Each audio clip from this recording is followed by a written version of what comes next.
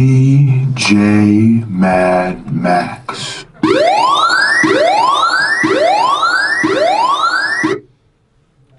WSJU Radio, DJ Mad Max on air here. We have a very special guest in the building tonight.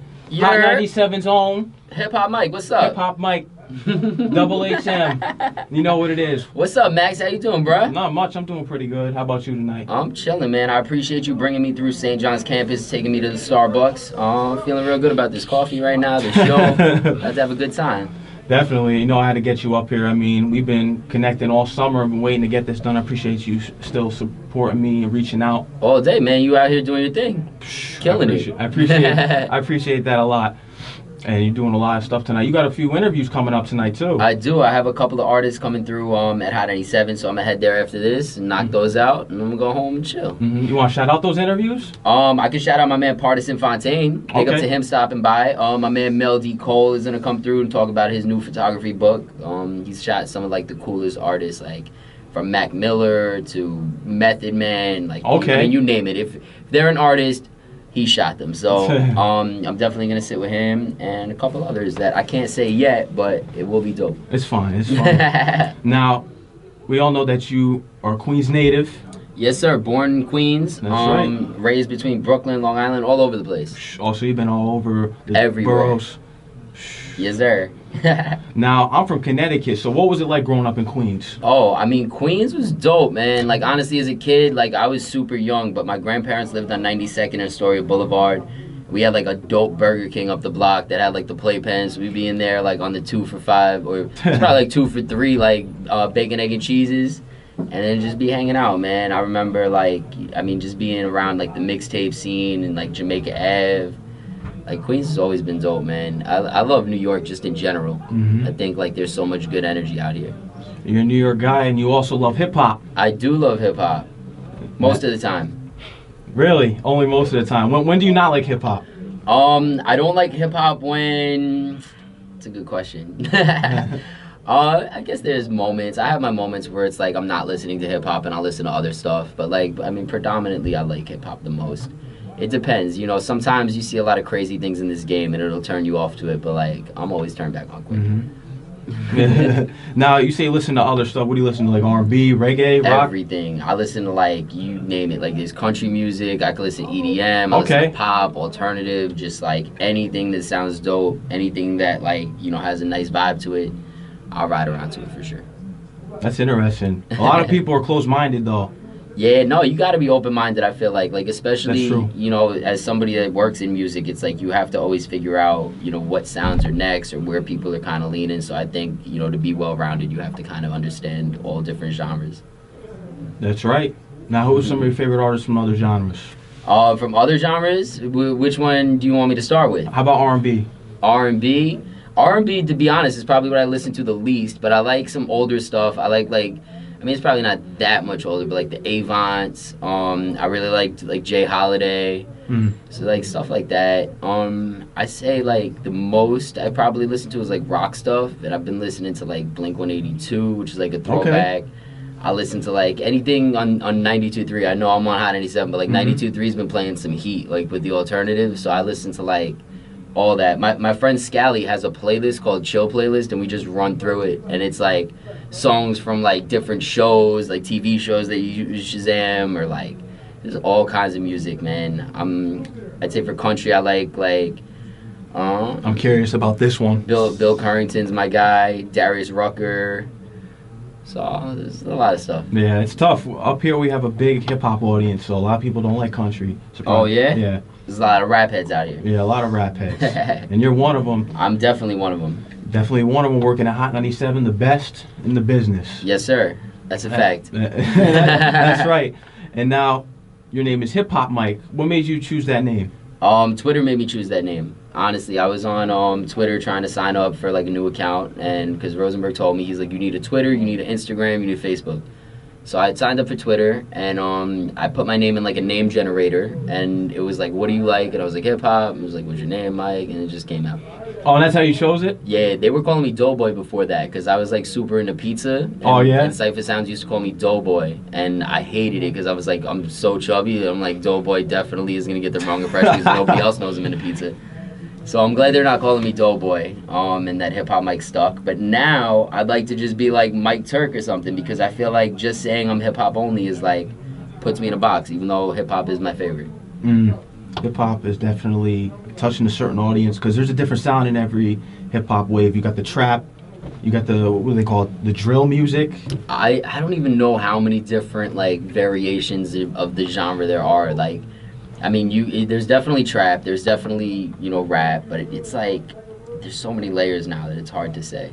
And then you got the old school hip hop and the lyrical hip hop that Definitely many artists are capable of doing today. You got Kendrick Lamar, J. Cole, you know it all. Yeah, I Dave mean, East. I think Kendrick and Cole are like great examples too. Especially shout out to Cole. Cole went here, right? Yeah, I'm that's pretty right, sure yeah. Cole went to St. John's. Yeah. Big up to Cole. I think that, you know, the fact that somebody like Cole or Kendrick was able to be like influenced by the older stuff and apply that kind of thoughtful like lyricism to their art and not necessarily just bite off the older stuff and like apply it to the newer beats, like reinvent the production, is incredible. Like, I think it's awesome that we have artists that are around that, you know, still hold value in that. But at the same time, I like that there are also artists fighting that. But the fact that it's under the same genre is crazy. Yeah.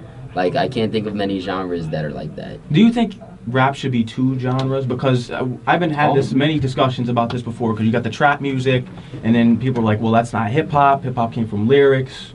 To be honest, it's hard to say if it should have more than one genre, because I think what's so amazing about rap is that it's just like it is what you make it. Like, it doesn't have a clean-cut kind of sound. It's not like, oh, this is what rap is. Like, you could listen to rap music and be like, oh, nah, that's rock and roll. You could listen to it and be like, that's EDM. So it's like the fact that you can't put a label on it, I think, is awesome. But at the same time, I do think that, like, the OGs deserve some respect when calling it, like for bars. Like, I think, like, hip-hop and rap are, like, rap should be kind of held to, like, a higher standard. Hip-hop could be anything you want it to be. Okay. Because there ain't really kids So rapping you these days. see there's rap and hip-hop as two different things, then? Kinda. I mean, essentially it's the same thing, but, like, for me, I think when I hear the word rap, I think more of, like, the bars. When I hear hip-hop, I think more, like, a fun, like, kind of, it's, like, the production, the bounce of it. It's like rock with subgenres. Yeah, it's like exactly, like, there's definitely the subgenres, but, like, I would put trap under hip-hop before I put it under rap. Yeah. Okay, that's an interesting take. I've never heard that take before. No? No, I never heard that take. Everyone puts it under hip-hop. Yeah, I don't know, I'm a little loopy. No, but it makes sense, though. I mean, that's just how I feel about it. And, you know, there's a lot of dope artists out here, whether they're doing trap, that's how they feel, that's what they like to do. They please their audience that way. Now, you also have artists out here who don't respect the pioneers and the OGs, such as Kodak Black, which he said, Well said. That Tupac and Biggie, he should be on their level or whatever. He should be considered in their class with Nas as well. I don't know. I just don't get it, but I assume that it's just trolling. Like, you can't possibly think that you're on that same level. And, like, maybe fame-wise, like, with the internet and all that, like, it's possible he's, like, just as famous to some extent, like, now as they were at the time. But that's like being, like, you know, as a rapper now, like, I'm as big as Jay-Z. It's like, imagine if those guys could have kept going, what they'd be doing. Because, I mean, God forbid, and, like, thank God we didn't, but, like, if Hov were gone, you know, before his time, who's to say that he would have reached the levels he reached and that people wouldn't be out here saying the same? So it's like, I get Kodak being like, maybe he's like the modern day Big or Pac, but like, it makes me sick to my stomach to eat. Yeah. It makes me sick too, because my show is based on real lyrics, dope artists with the lyrics that still represent that old school sound. But I also I also give attention to some dope trap artists as well, because I do like some trap artists out here. Who are some of your favorite trap artists? Some of my favorite trap artists. Ooh, that's tough. I like Gucci Mane. Okay, Gucci. Gucci Mane isn't bad. I like Gucci. Let's see who else. Denzel Curry. Denzel Curry, I do like. Yeah, he got that fusion.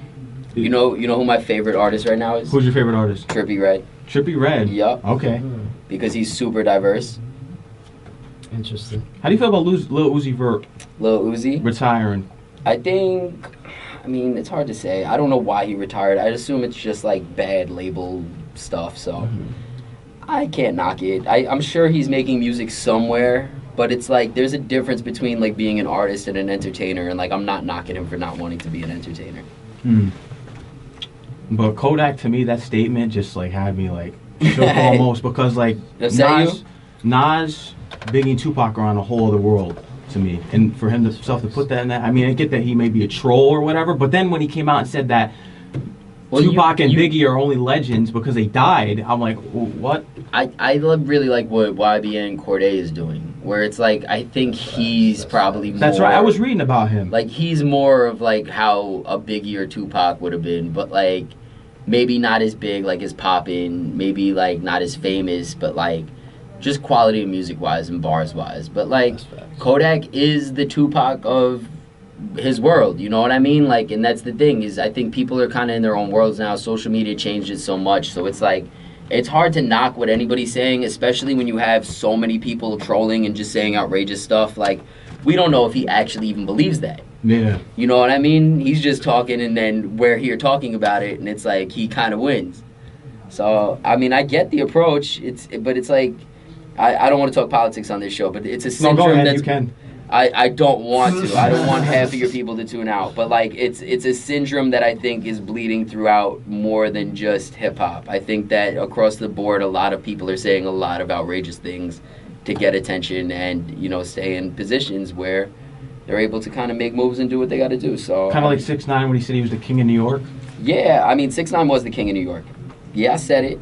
Yeah, I said it. I know. I don't care if you make that face at me, Max. I said it. He was the king of New York. He was out here really running-ish. I get it. Him and Cardi B, like, and think about who was as big as that before. Since Big. Like, Hove is, I guess, the king of New York, but, like, Hove moved to L.A. Yeah. So it's like, I mean, 6ix9ine, for what we got, king of New York, man, but he definitely wasn't moving smart. Does it pain you to say it, though, or you're just fine with it? I mean, I get that he worked hard with it, with social media. Things upset me more than saying that. There's definitely things that upset me more.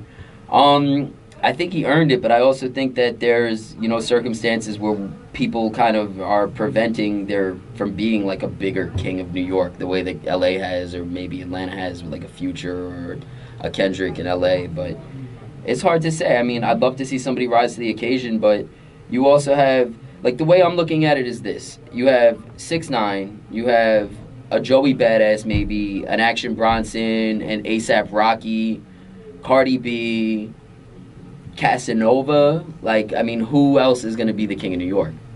It's really got to be, like, Cardi or 6ix9ine. And I mean, again, 6ix9ine, obviously he lost the crown. He's you know, caught up in his situation, and you know, I hope they work that out. But I can't knock what he said, man. I can't knock him for saying it. He was definitely out here ruling-ish. No, you're 100% right, though.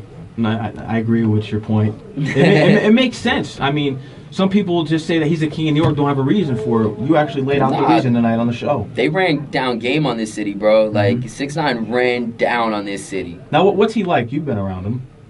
He was a cool kid. I don't know. It's hard to say. Like, I was with him at a club. We did a party together in the Hamptons, and it was like a lot of people around. So I mean, he was cool. He wasn't like a bad kid. No. He didn't strike me as like a bad kid, but I mean, I met him on a night where nothing really happened. So, you know, I mean, the party was lit. You're also at SOB's last night, right? I was at SOB's last night. It was awesome, but it caught me by surprise. So, like, I forgot that I had the event last night, and I was in the city doing interviews at, like, 4 o'clock. I was on 2 hours of sleep because somebody made me watch the Amy Schumer special. And I was watching the Amy Schumer special, and I went to bed at, like, 6 o'clock, and I woke up at 7, and then I went to the radio station in Long Island for 9, and I did the show and left. I went to the city for 1, and by the time, like, all the interviews and everything was done, it was like 5, 6 o'clock, and I wanted to go home, and I was like, done. And then I got a text like, yo, so the arrival time's 7:30, and I was like, wait, what? It was like, you got to be here at 7:30. We're doing 7:30 to 11. There's 17 artists. I was like, oh. But, you know, once you promise you're going to be somewhere, you got to be there. And honestly, it's like, I love seeing the artists. Like, I feel like it'd be messed up to not, like, if I commit to, like, being there to see artists, I should be there to see artists. But it was tiring, man. Honestly, getting through that show was a little intense. But shout out to SOBs. They hooked me up some buffalo wings. Like, you know, we kept it pushing. Big up Scott Morris, more bookings, the whole family there. My girl Asia, girl Sylvie. It was lit. It's always a good time. Like, I love hanging out with, like, the guy that books me is cool as hell, and, like, the company, more bookings, like, the way they run their shows is, like, it's always a great time. I was just super tired last night. But then I got, like, 5 hours of sleep, and I woke up today and went to the pool and the gym and was, like, just wearing myself down again. Man. Madness, bro. You gotta feel like a zombie, though. You do the night shifts, and then you got a lot of work, but it's a grind, though. I mean, that's why I started this interview thanking you for the Starbucks. No, you already know. It'll keep you energized here for the night and your interviews later tonight. Yeah, no, it's going to be lit. I'm excited. I'm really, like, the first time I met Partisan Fontaine, I interviewed him as, like, almost a secondary. So he kind of came to support Manolo Rose. And this is way before he was writing for Kanye, way before he was dropping records with Cardi. It was just, like, good quality music that him and Manolo were doing. And the fact that it's kind of come full circle and that I get to sit with him again as, like, a bigger star, and, like, not only, like, him being a bigger star, but, like, when I interviewed him the first time, it was for Feed the Meter, which was, like, a podcast with me and DJ Juanito. Now to be able to do it for radio is pretty dope. So I'm looking forward to that. And you also got another podcast, too, wherever the F you're going. Yeah, that's done. Like, I mean, honestly, I have, like, 4 or 5 podcasts that I've started that we never finished. I have times where it's like I'm hanging out with my friends and there's always microphones around, so it's like, oh, we should just podcast, and we'll do, like, 3 or 4 episodes and think it'll be a thing, and then we'll just stop. Like, my favorite one that we ever did, I did one with my friend Bass Vinny called the Sauce Cast, and it was just super saucy, and we would talk about the dumbest ish. It was like he had a whole story about his family's barbecue and, like, him wearing some crazy pants, but, like, I don't know, it's like anything organic, man. Like, if I sit down and there's a microphone on, I just like having fun. Now, you've been on this long journey for a long time. I read your story. It's a real inspiration to people like me, and I'm sure to thousands and millions of people around the world who know you. And it's really touching. And now, what drew you to want to become a radio host? I honestly, I didn't even want to be a radio host necessarily. Like, I didn't love radio or in particular, or just, like, anything like that. When I lived in Queens, like, you know, I was like 11, 12 years old, and I was working at a hair salon on 30th and 37th in Astoria, like 2 blocks from Steinway. And there was a mixtape spot, and I would go there with, like, the tips that I made at the hair salon, whatever, and, like, just buy mixtapes. And I always just kind of liked being in the mix of, like, the artists and the DJs and, like, meeting people. And, you know, as I grew up, I would always go to shows and sneak backstage and just try and meet people and be around. So, like, really what got me into it was just wanting to be around music in general and just, like, creatives and, like, pick the brains of artists that were kind of, like, guiding me through life. Because, like, for example, I met Rosenberg at Rock the Bells. I was trying to win tickets and go to Rock the Bells just to meet Nas. And, like, that's your idol. And I wanted to meet Nas because it's like, as a kid in Queens, you listen to Nas, it's like it really speaks, like, truth to your story, you know, like you could relate to so much of it. So it's like, as a kid, thinking that, like, oh my gosh, like, if I could only meet Nas and, like, pick his brain, like, on how he got successful out of a similar circumstance, like, that's really what attracted me to it, was, like, really trying to learn people's stories and, like, understand that there's, like, pathways out of circumstances. And, like, you learn stuff. Like, honestly, like, I love listening to Drake. I love listening to, like, Kanye. Like, you're able to pick up so many bits and pieces and put them together and, like, really see, like, you know, just different, like, it helps you form your morals and, like, character traits and just everything. So, like, hip-hop for me wasn't even so much about getting into radio as much as it was just, like, being around, like, things that I kind of related to and trying to be, like, in a more positive situation than I was in. Now, you wrote to Rosenberg, and as well as many people at Hot 97 at the time, and Rosenberg was the only one who responded, right? He did. He is. I was in the group home out for, like, some time, and they would bring us to the library, and I wrote to everybody there, like, the same message. I just, like, copy and pasted this long message. And he's the only one that hit me back and gave me, like, good advice, man. And it turned out that we linked up, like, years later, and it actually paid off. But I remember sending the message just out of, like, desperation. I was just, like, locked in this group home. I was probably, like, a year in and just frustrated. And, like, I'd always listened to the Hot 97 tapes. Like, as a kid, I was always into the mixtapes. And, like, I listened to tons of Hot 97 ones. And honestly, I wasn't even super big on radio. Like, I didn't have a car. I took the train everywhere as a kid. Like, I never listened to the radio. I just listened to the tapes. And, like, trying to be in the mix of, like, radio wasn't even a thought. Like, it just kind of chose me, honestly. Now, you won tickets, was it 3 times to Rock the Bells, right? 3 times.